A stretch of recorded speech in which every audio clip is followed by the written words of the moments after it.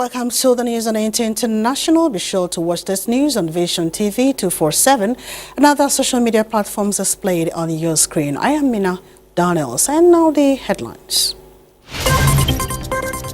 President Bola Tinubu to open African Counter-Terrorism Summit in Abuja on Monday. Evolving threat of terrorism in focus.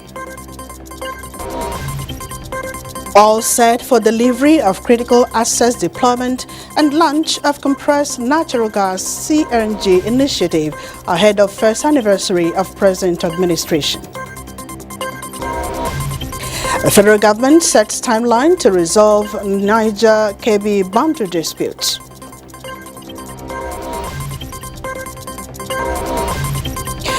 Scientists identify new strain of Mpox virus in Democratic Republic of Congo.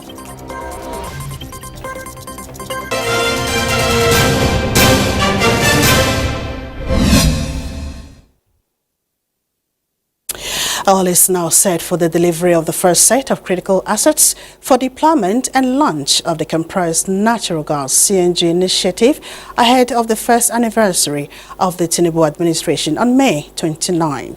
With necessary tax and duty waivers approved by President Tinubu in December 2023, the Presidential Compressed Natural Gas Initiative (PCNGI) Committee is partnering the private sector to deliver the promise on the initiative. The private sector has responded with over $50 million in actual investments in refueling stations, conversion centers, and mother stations.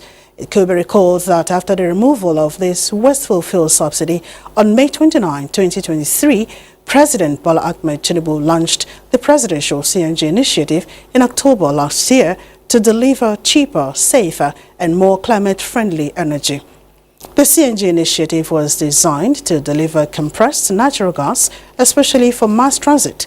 The federal government, as part of the many intervention programs to reduce the burden of increase in pump price on the masses, provided 100 billion naira as part of the 500 billion naira palliative budget to purchase 5,500 CNG vehicles, 100 electric buses, and over 20,000 CNG conversion kits, alongside spurring the development of the CNG refilling stations and electric charging stations.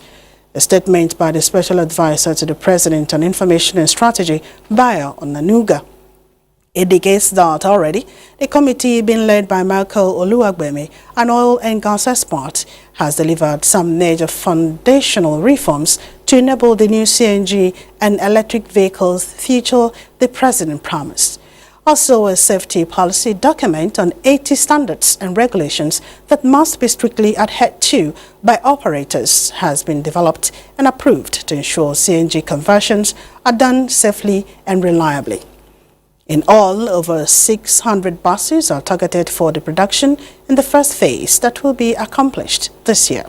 Remarkably, the present administration, in driving the nation to the desired destination, has flagged open a new industry along with thousands of new jobs.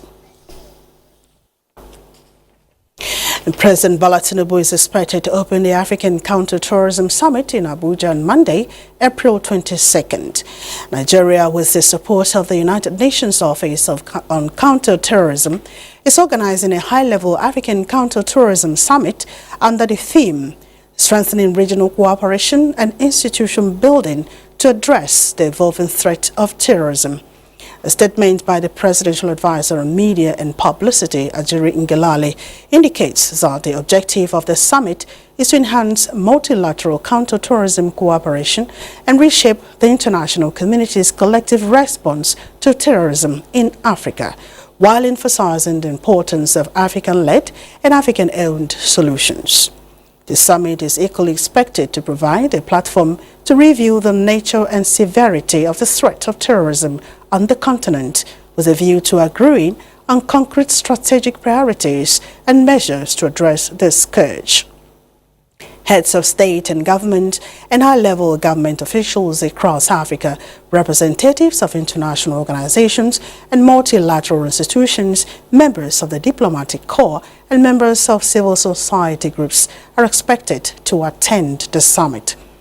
The United Nations Deputy Secretary General Amina Mohammed is also scheduled to attend the event. It was a week-long set of meetings and conversations on the global economy at the Spring Meetings in Washington, D.C., with the Nigerian delegation fully represented.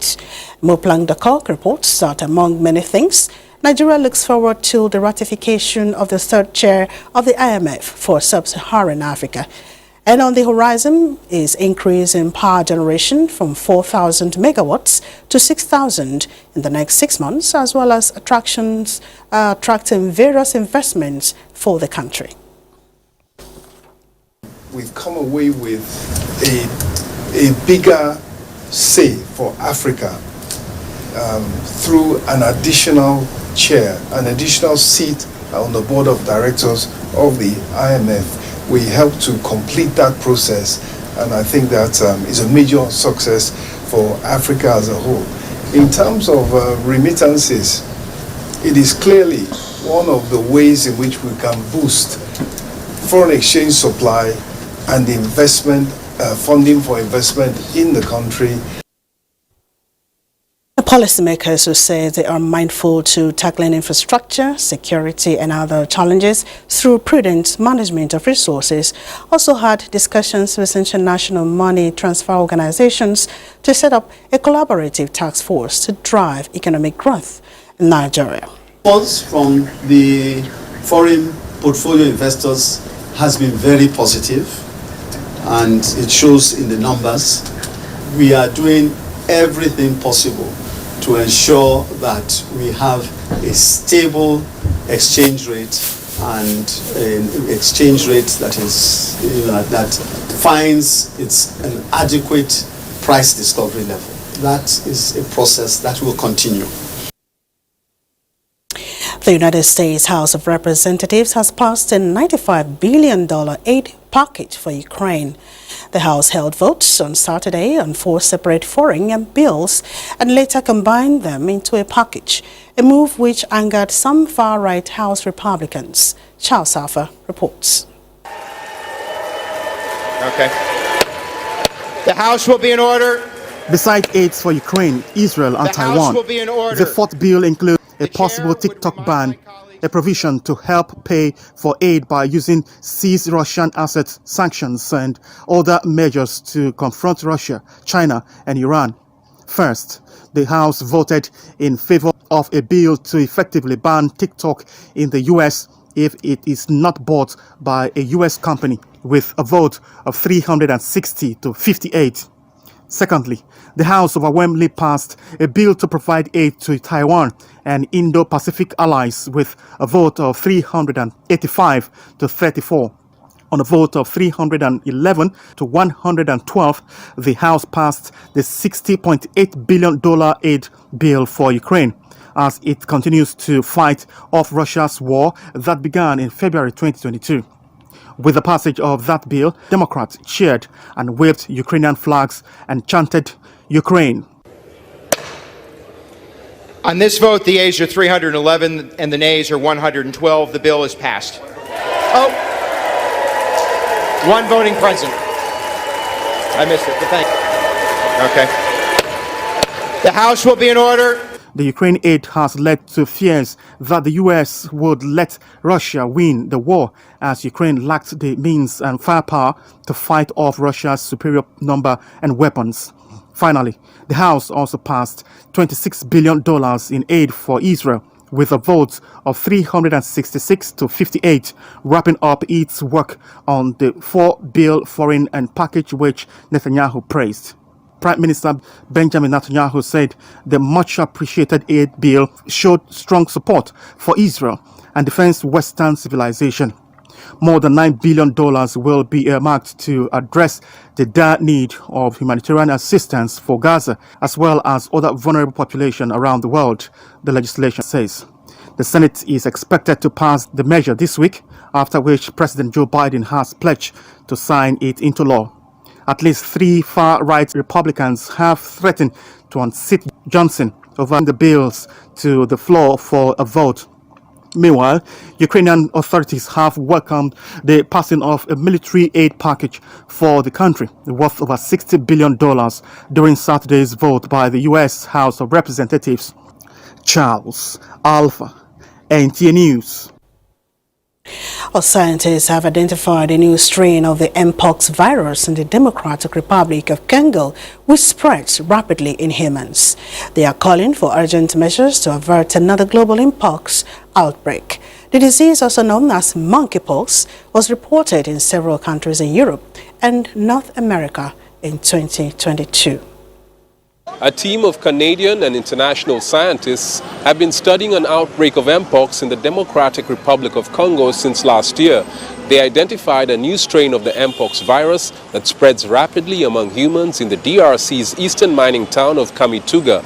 The strain, known as Clade 1b, is reported to be more severe than the one that's currently circulating in the DRC.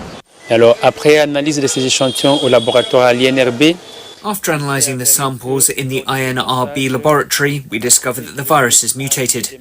It's changed from Clade 1 to Clade 1b. That will create a lot of difficulty if it spreads in the population. And so, serious measures have been taken by our government and different partners to stop the endemic in Kamituga from spreading. Close to 300 people have died and over 4,500 Mpox cases have been recorded in the DRC since the beginning of this year. But the emergence of the new strain in the densely populated mining town has raised fears of the global spread of the disease. Health experts have called for concerted efforts to stop its spread.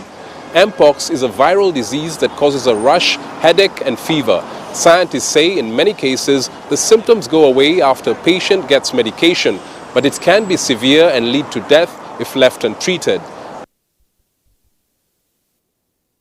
In other news, Ecuadorians headed for the polls on Sunday for a referendum on a series of measures to tackle gang violence and unrest gripping the South American nation. Voters were to answer 11 security-related questions, such as whether they would support deploying the military in the fight against gangs, making it easier to extradite accused criminals. Charles Alpha has details. Nearly 13.6 million people are eligible to cast a yes or no vote in a referendum where President Noboa plans to crack down on criminal gangs and bring the security situation in the country under control. The Southern American country is reeling from a recent uptick in violence. Ecuador, otherwise known as a peaceful nation, has been experiencing a wave of violence spilling from Colombia, which is the world's largest cocaine producer. Ecuadorian President Daniel Noboa, who has been in power since November last year, is seeking popular backing for his plans to bring the situation under control. He also wants to change the constitution to make it easier for Ecuadorians who are wanted in other countries on organized crime charges to be extradited.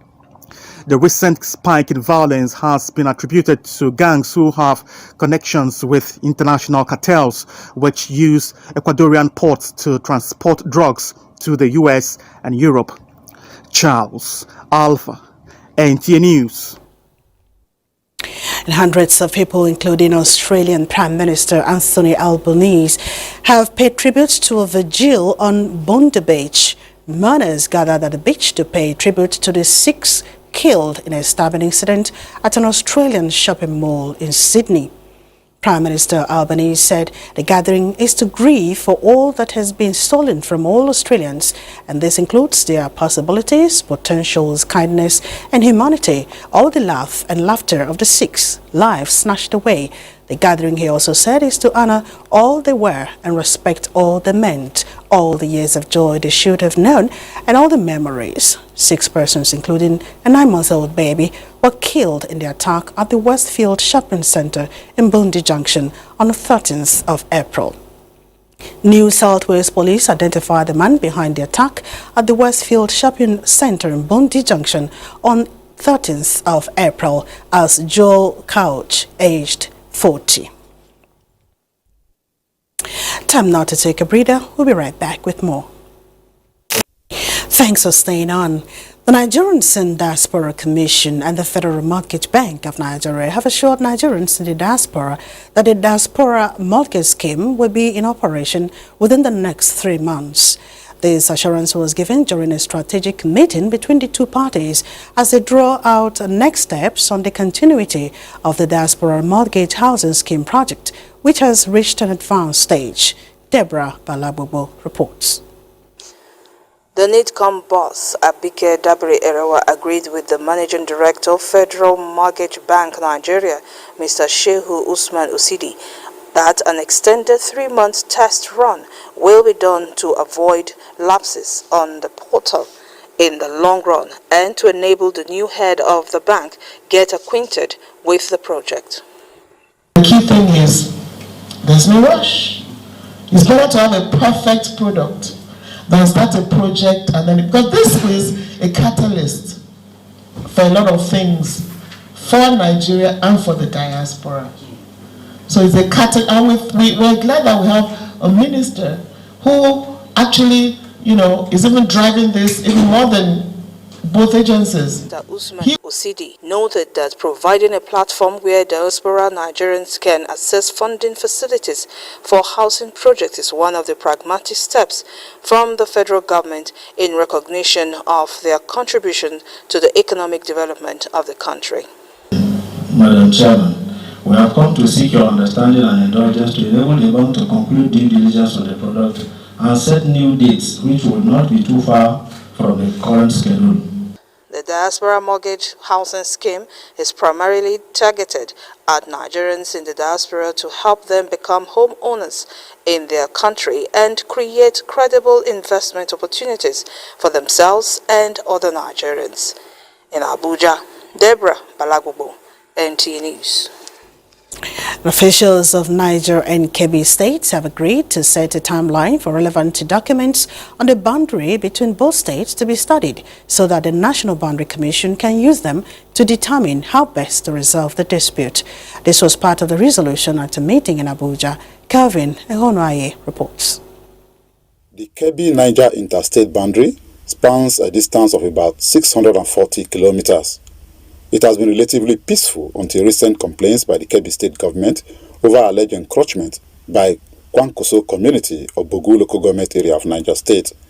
This meeting of officials from both states was at the instance of the National Boundary Commission to resuscitate initial work on the boundary to prevent possible hostilities. So it's not something that we go and grab by force. I think we are past the stage of anybody wanting to go and snatch any part of anybody's territory by force. It's quite key that we must ensure we sensitize people properly, let them appreciate what issues of boundaries are all about. Delegations from Niger and Kebbi states are to go back and revive their state boundaries committees and jointly sensitize the affected communities ahead of the actual fieldwork by the National Boundary Commission.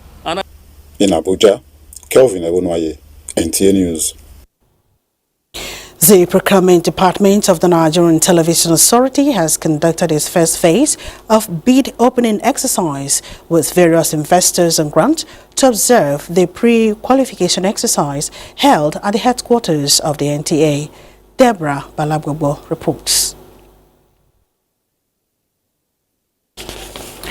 Other reports will be coming in our subsequent bulletins. And moving on to save the country from procuring and reoccurring national grid collapse due to constant vandalism, the Nigerian Security and Civil Defense Corps NSCDC Osun State Command has vowed to protect power lines in Osun State. This was the reason why NSCDC Osun State Command organized a seminar with critical stakeholders on how to protect all national assets and infrastructure. The seminar brought together stakeholders to deliberate on the pressing need to safeguard critical assets such as power plants, transportation networks, telecommunications facilities, and more. With Nigeria's infrastructure serving as the backbone of economic progress, NSCDC understands that securing these assets is paramount for sustainable growth and development. The clarion call here is for all and sundry, everybody, to collectively deal with the criminality predisposing national access to various forms of threats and vulnerabilities. The seminar featured insight lecture presentations and discussions covering various aspects of infrastructure protection, including risk assessment, threat intelligence, security protocols, and emergency response mechanisms. We have to continue with the awareness campaign, education of our members, training and retraining. So we must not give up. And constant patrol of these lines, we know that and we believe that the issue of vandalism will be reduced. NSCDC is prioritizing cooperation, coordination, and sharing of best practices and tech innovation approaches to enhance resilience in safeguarding national assets across the country. In Oshogbo Femi Afariogun, NTA News. And in order to build healthy and happy homes, the Defense and Police Officers' Wives Association, Diaspora, is strengthening advocacy on regular medical checks, affordable and accessible health services. Defense correspondent Ismail Musa reports that this was the position of the president of the association, Ohoho Musa, during health work at the National Defense College camp in Oshafa Buhari Area Council of the FCT. This is to sensitize women on the dangers of high blood pressures, cancer, diabetes, and consequences of maternal mortality to society. Daily routine as mothers and as wives, and they are more productive because such sicknesses were holding their baby. Because of this now, they've also developed on how to go out to be more physically active. So they'll be doing things that keep them very active, and then they are able to support the family more than they were before. If you have a family history of diabetes or hypertension, you should have your sugar checked regularly, because once you have it in your family, there is that probability that you are going to inherit it because it's in the genes. Medical experts recommend regular medical checks and exercise as well as proper diet. President of the Senate, Godswill Akpabio, congratulates Nigeria's Tunde Onakoya for setting a new world chess record and etching the country on the world map. Akpabio describes Onakoya's achievement as typical of the audacity of Nigeria's spirit of determination, hard work, and resilience. While expressing joy and celebrating the young Nigerian, Tunde Onakoya, who he says is imbued with the Nigerian spirit of determination, hard work, and resilience, Akpabio says he has elevated our dear country in the Committee of Nations. And now we look at the world of sports. And weather update for Monday in Nigeria and some other parts of the world is next.